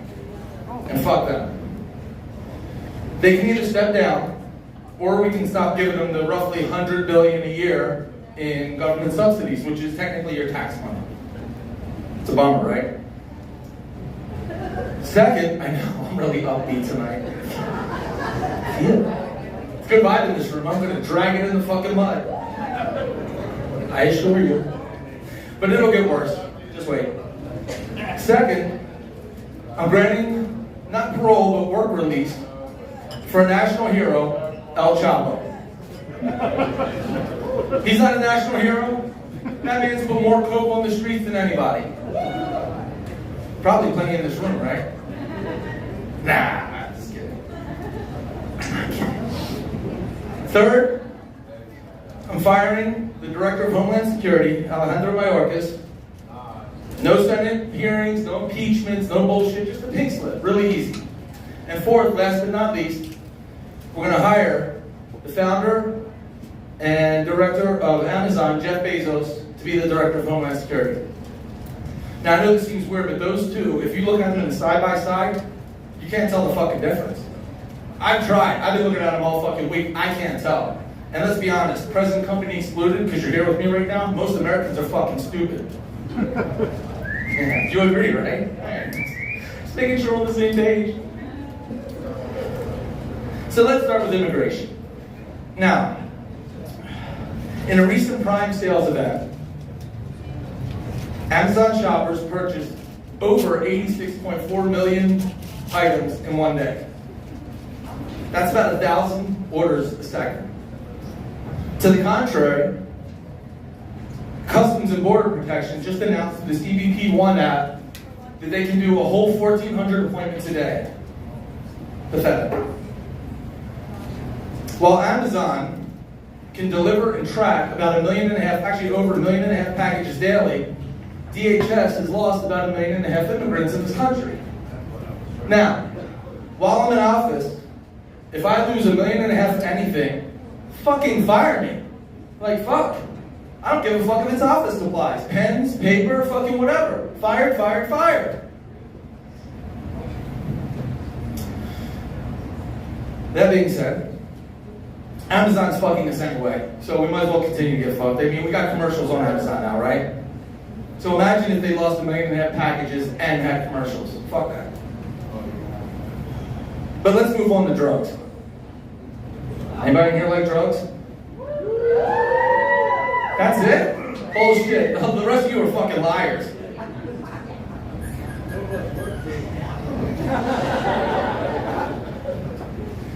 It's such a bad word, isn't it? Drugs. He's on drugs. She's doing drugs. You're all on fucking drugs. I want drugs. Me too. Think up after. Appreciate that. Appreciate you. But you can thank Borla, Davis, and Duato, or Tuato, or we'll just call him cunt from now on. Such a bad word, isn't it? No, drugs, not cunt. It's not bad. But drugs they're really funny. If you've seen even one TV commercial on drugs right now, you know, for one, we have an alarming shortage, right? The cost of staying high is higher than ever, as I imagine many of us are here. But if you look at the commercials on TV, the side effects, at absolute best, are about the same as cocaine. Dizziness, elevated heart rate, the sweats.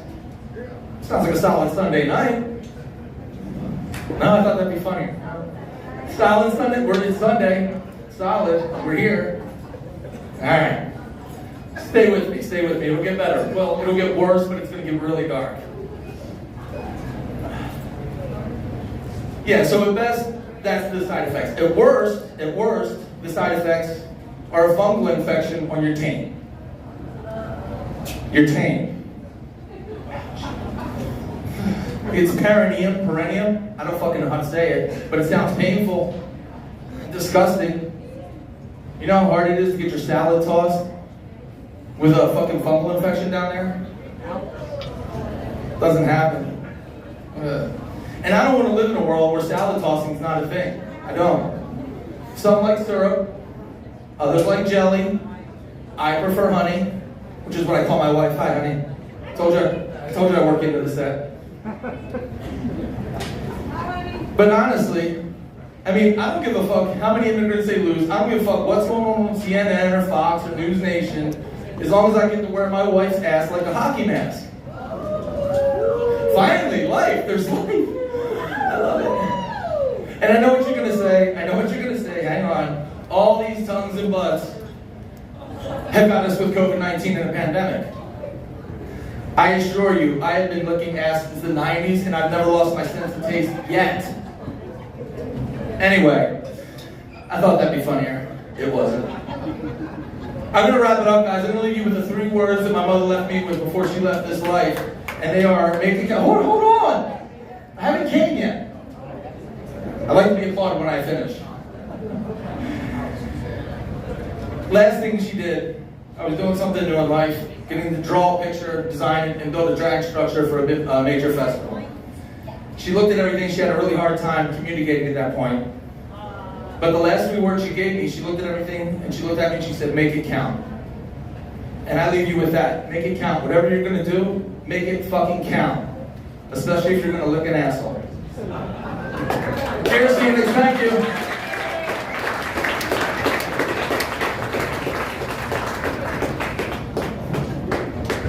All right, you guys, we're getting down to our last 3, but I can't have you run out of energy, all right?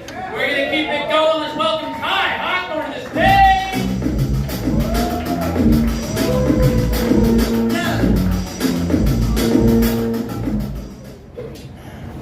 Fellas, who's having a good time by show of hands? Ladies, who's having a good time by show of titties?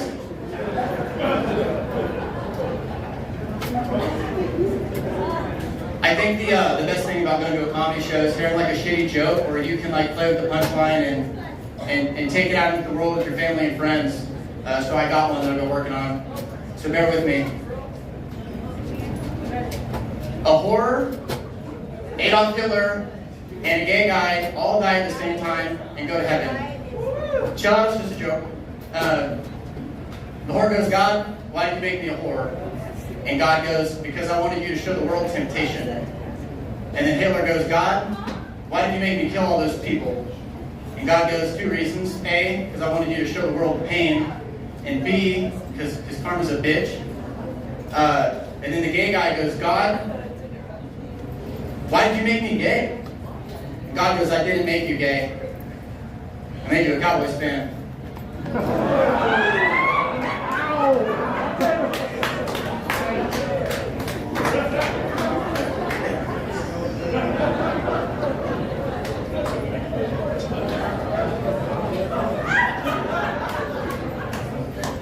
Did you?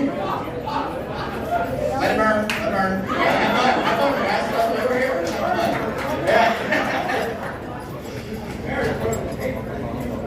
Did you know that Napoleon Bonaparte was a devout Catholic?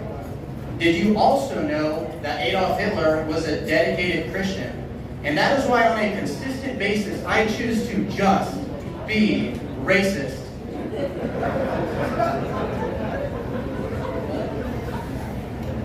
I'm struggling with religion. I'm trying to figure it out. I'm trying to find it. The problem is I read the book, front to back, back to front, up, down, left, right, all around, clear. I read the book, and I understand that if you paid attention to the first joke, you can live your life as an absolute turd and still get into heaven if when you die you accept God into your heart. Sure, that's the deal.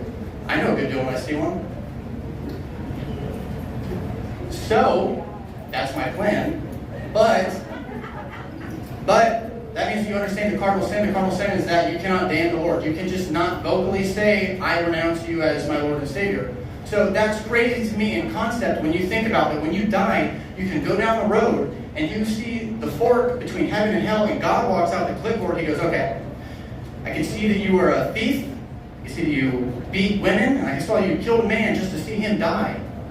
I just can't get past the part where you start talking shit. Bullshit. Still working that one out. Alright. A lot of people ask me after they hear me tell jokes, like, are you a douche? And I got asked at the gym the other day. I parked my truck and the lady came in and she goes, hi. Or she didn't know me by my name. She did walk up and she goes, hey, are you a douche? And I was like, why? And she was like, because every time I see you, you're always backing your truck into spaces. And I was like, I was like, I only backed my truck into spaces because my tags are expired. The being a douche thing is a completely separate thing. That's a true story. Actually, 15 months expired. We're just hanging tight. I did get pulled over the other day, and the cop stopped me, or he pulled me over. I knew that he was pulling me over with my tag because he pulled behind me, slowed down, and then flicked his lights. And I was like, oh, here it is. And I freaked out because I knew that my tags were expired. I knew that he knew my tags were expired, but only I knew that I was also driving without insurance. So I was gonna have a bad day. But I did go on a date recently, and the date went well because, you know, we both had kids and we were talking about kids. And she's like, so what do you do with your kids? I was like, I'm gonna go to the trampoline park. She's like, what do you do with the trampoline park? And I was like, backflips mostly. She goes, ew, are you trying to give me an ick? I was like, excuse me, what the fuck? I was like, yeah, I do backflips. She goes, I've never dated a guy who does backflips. I'm like, it sounds like you've never dated a guy with any fucking talent. I'm sorry. She goes, well, I don't think I want to start doing it. I was like, what are you going to do if we're on a date and a guy pulls up with a gun and says, unless one of you do a backflip, I'm going to kill you. She goes, can you do a backflip without a trampoline? I was like, that's not the point. We can find a park. All right, before I get out of here, guys, my dad came out from Florida we're just hanging out, but, you know, by stroke of luck, they were doing New Faces. So I got this flat tire theory that you guys can tell me about. Have you guys ever heard that people from the East Coast are kind but not nice, and people from the West Coast are nice but not kind? You guys ever heard that? Right, so if you've never heard it, it means somebody from the East Coast will see that you've pulled over and might be crying because your tire is flat, you don't know how to fix it. Somebody from the East Coast will go, hey, dipshit, you don't know how to fix your fucking tire? Well, let me help you, right? Somebody from, let's say, a shitty West Coast state, we'll just name one off the top of my head, California. Just came California, there it is. You can get pulled over and, you know, somebody can pull up, we'll just say a man pulls over and he goes, hi, I'm a man from California. So, what happened? And you go, hey, my tire is flat, it popped, and I've got all these things to do today, and I'm losing my mind. And you go, oh my God, that's so sad. Bye.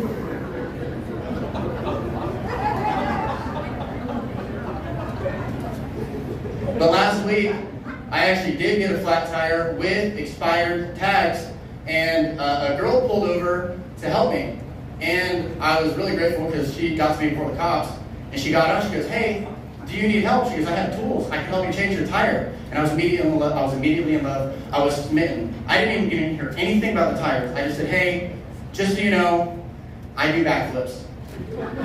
My name's Sahab, you guys are great. Thank you so much.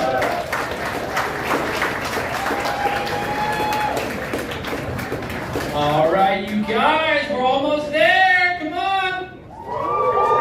Let's keep that energy. We're going to bring up to the stage. Up next to Twan Weed and let her hear it.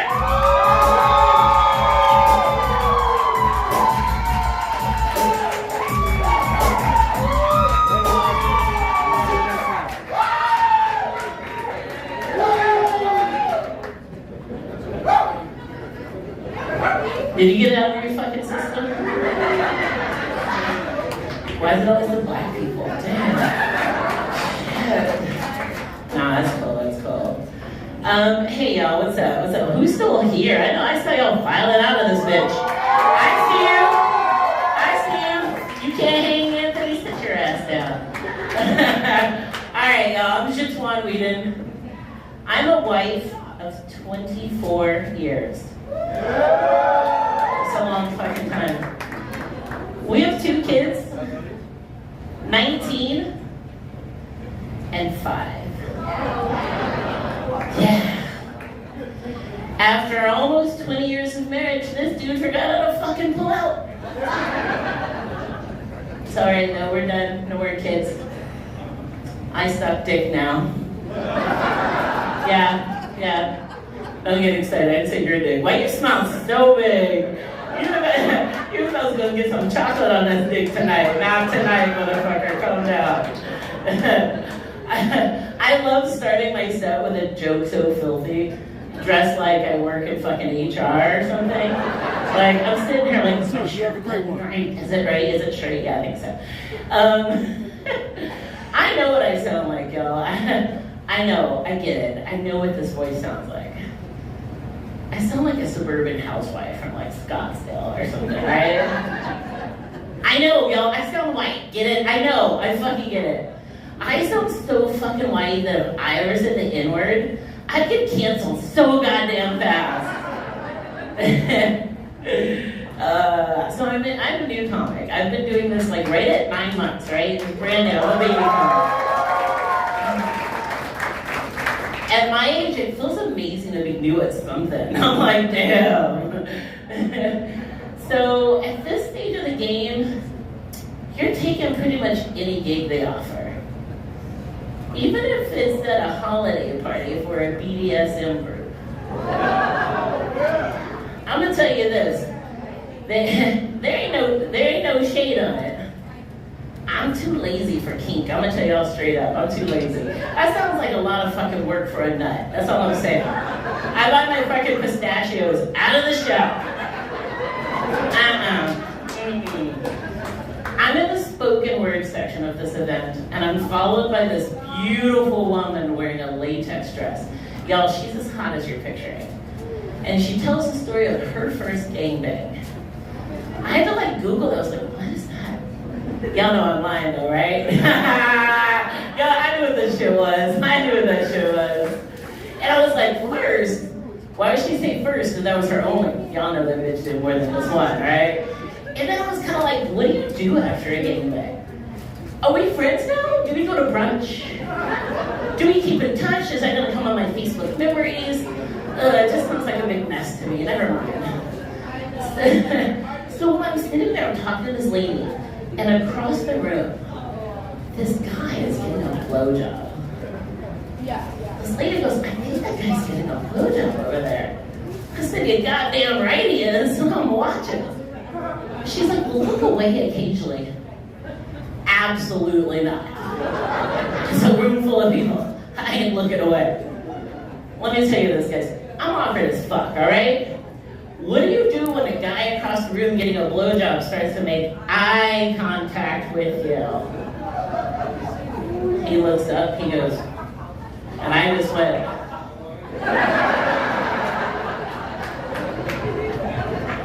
he busted. Out laughing, because I'm absolutely fucking ridiculous. I go at my friends one night, and we have this one chick that always says stupid shit like, I taste like cotton candy. A few weeks later, she goes out, she goes, I taste so good, I taste like cotton candy.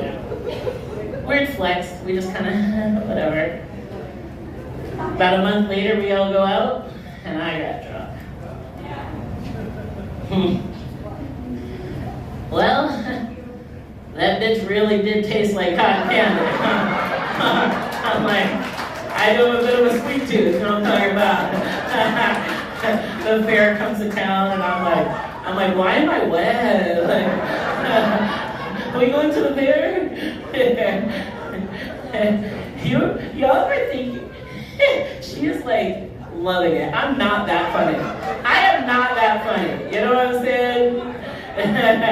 You ever think about how you're gonna die or when you're gonna die? Think about like mortality. Most people are like, right? Most people are like, it's probably gonna be a car accident. That's how I'm gonna die, right? Then every trip to the grocery store is a fucking panic attack. Can we just order the groceries? Let's just go for a walk. I'm not even hungry. I'm telling you what, I wanna know when. If it's fucking Thursday, y'all know Wednesday gonna be lit as shit. Right? We're robbing banks. We're punching fucking babies. Don't judge me, you fucking laughed. You pictured it. I have never punched a baby, for the record. If anyone's recording this, don't tell the cops I've never punched a baby. I'll tell you what though, fucking toddler could get these hands though.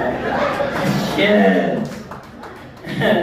I was talking with this chick and she's like, you know, my next life, I'm gonna come back as a guy. And I'm like, oh, me too. That'd be amazing. That'd be so cool. We'd be the coolest dudes. That's where she got carried away. Can you believe that bitch thinks she's coming back with a bigger dick than me? Absolutely not. First of all, when I come back as a man, I'm fucking you off. I'm laying this shit everywhere. I'm gonna fuck you so good, you're gonna wake up craving fried chicken. I'm gonna fuck this mouthy one over here so good, I'm gonna finish in her face just to make her respect me a little more. Just a little more. And I'm absolutely coming back with a bigger dick. So I'm coming back this little quiet one over here. He looks very low energy. He's tired, y'all. Dragging all that big dick around. He's just tired. He's tired. Got a fucking limp and shit. Alright, y'all. Thank you so much. Thank you so much to my friends for coming out. Have a good night. Stick around for Orlando. We got one more guy. Orlando's gonna come and tear it up.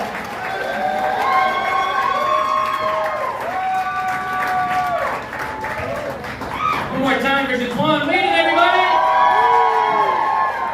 I'm gonna take the time right now to thank you guys for coming out. We do these shows every so often. If you guys think these are a lot of fun, you want to try it yourself, just go online, newfacesaz@gmail.com. With that out of the way, I want to know if you guys can get loud one more time as we bring our next comedian to the stage.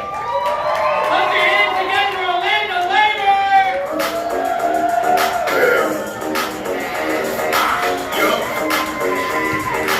All right.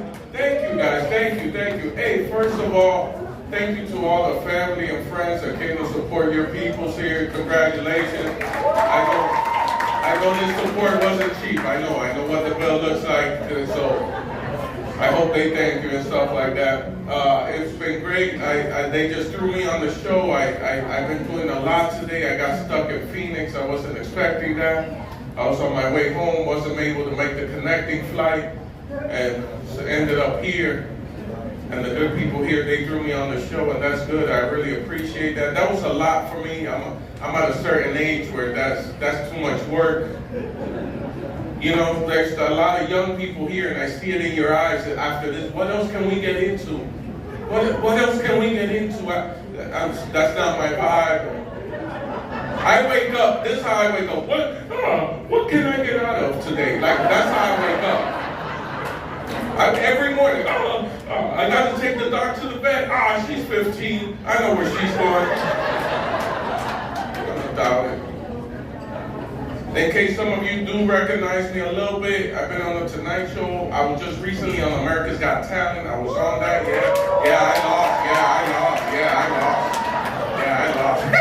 I lost. I lost to shadow puppets. That's what I lost to. You understand me? That's on the resume now. I lost to just a plain guy with plain old fingers and exposed lighting doing this. That's what I lost to. It was a great experience. I'm not gonna lie to you. It was a great experience. America's Got Talent. They gassed me up. They made me feel like I could win. They were like, "You could do it, Orlando. You could do it. You could beat the blind lady who plays the piano and sings like an angel. She's not gonna see you coming." All right. Why would you say it like that, though? You could beat the dog. You could beat the dog that does backflip in taxes. He's gonna be busy in April. All right, I could do it. They gassed me up, man. They treated me like everybody else. Yes, they did. I got a hair person. That was easy. I got great hair. Good genes. I'm just lucky, right? They put the wardrobe department put a $1,300 jacket on me. Yeah, that's the most expensive item of clothes I've ever worn. I know it was $1,300 because they had the price sticker on it, because they give those clothes back to the store. You understand? And when they put it on me, I saw the price sticker. I go, $1,300! I said that to them, and they panicked and grabbed a little GPS tracker and put it in the jacket. It hurt my feelings, it did. I told them, you guys got trust issues. I'm not going to keep your jacket. I'm a grown man. I can buy my own jacket. I'm not going to keep your jacket. Then they took us out. I'm giving you the play-by-play. They take us out of the holding pen. That's what they call it, where the people are juggling and riding unicycles, right? And they take us to stage. They usher us to stage because we're going to go rehearse. We're rehearsing the show. We're doing the show before the show. That's what we're doing. Practice. That's what we're doing. We're practicing. in front of me, practicing, is this group called the Chibis, right? They're from Japan. They're a dance group. They're doing all the hardcore. They're amazing. They just be dancing and doing acrobatics. And they're there rehearsing. I'm in the corner waiting for my turn, and they're rehearsing on stage. And they're going in so hard. They're going in so hard. My anxiety acts up, and I yelled at them. I didn't even see it coming. It just came out. They're going in hard, and I go, yo, this is just practice. I yelled at them. With the music and everything, they heard me, right? And they snapped at me. That's how, in unison, like that. They went, like that. Swear to God. They went, like that. And looked at me. Now they go in harder. You understand me? Now every move is dedicated to me. You understand me? Every move is dedicated to me. They make some type of formation. One of them jumps up in the air and lands on top of the rest of the group. Hey, listen, no one boosted this human being up. He just Japanese anime. Pikachu! Went up in the air, right? Lands on top of them. Runs on their heads, right? Does a back practice. He does a front flip over flags that are crisscrossing each other. Sticks the landing, points at me and goes like that. Right then and there, I knew I was keeping the jacket. I knew I was keeping the jacket.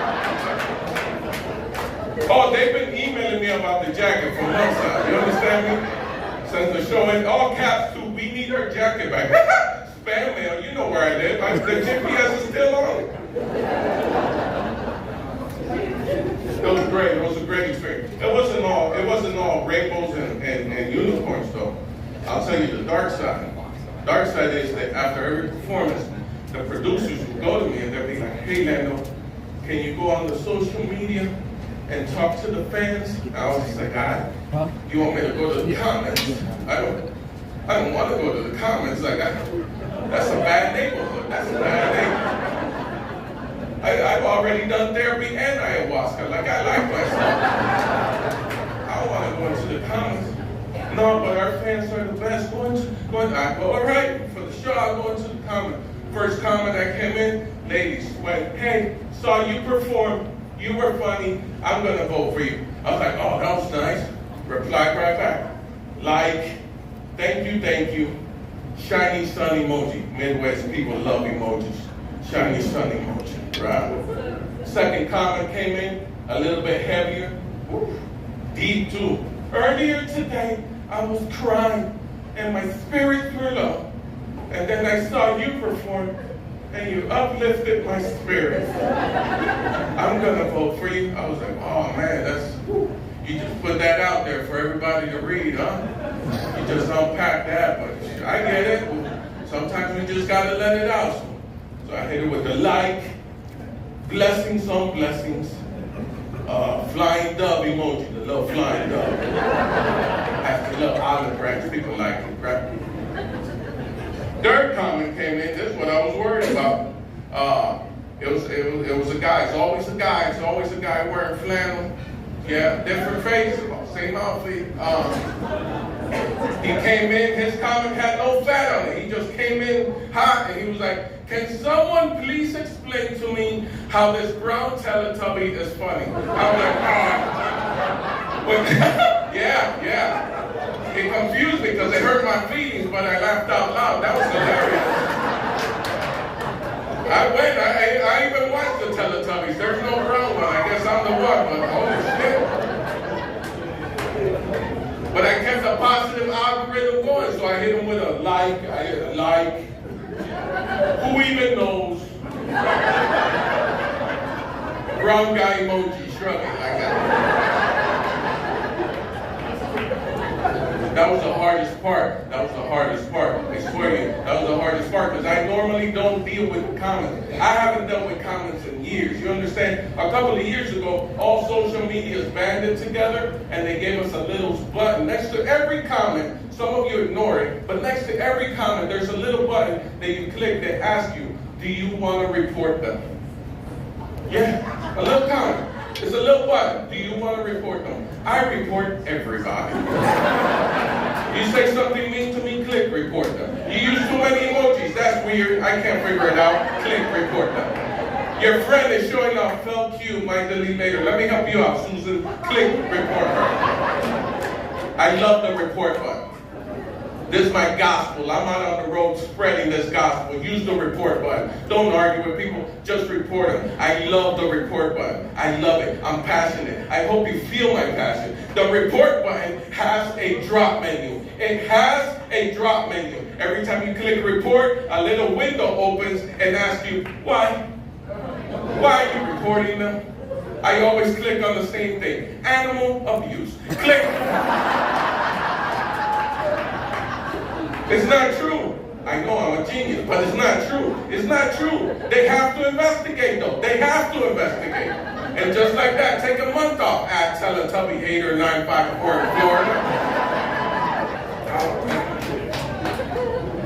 I reported my own mother, man. I did. I reported she got us out of pocket. My mother's 76 years old. She does little things slick. She uses it, but she's sharp. She plays Sudoku. You understand me? Sharp as a tack.